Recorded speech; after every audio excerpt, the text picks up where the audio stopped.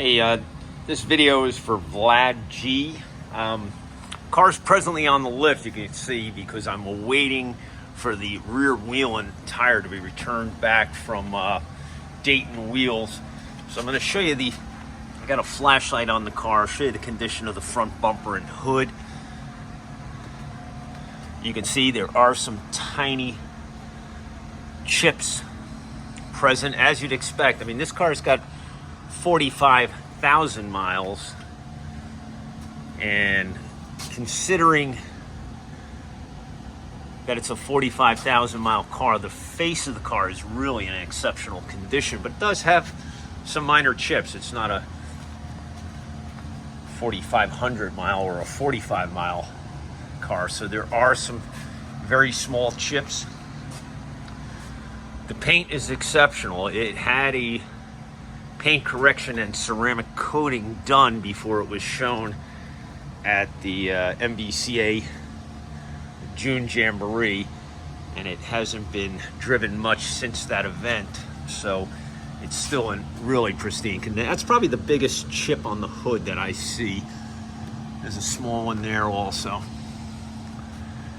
but there's no bubbles present in the paint, which is common on W210s. From what I understand, there was two different paint systems that were applied to this car. A friend of mine has a car from Japan. I believe it's also a 97 with much higher miles than this, and he doesn't have a single rust bubble on his car anywhere. So from what I've heard from people, there were two different paint systems that were applied to the W210s during this era. And this car does not have any rust bubbles, or I guess that's what you're referring to as far as pitting, because I never heard that term used before to describe paint. But unfortunately, I can't get the car outside until I get the wheel in, and hopefully I'll have that and the weather clears up here in New Jersey. I'll get the car outside and I'll give you a more comprehensive driving video. I presume you are mentioning something about that.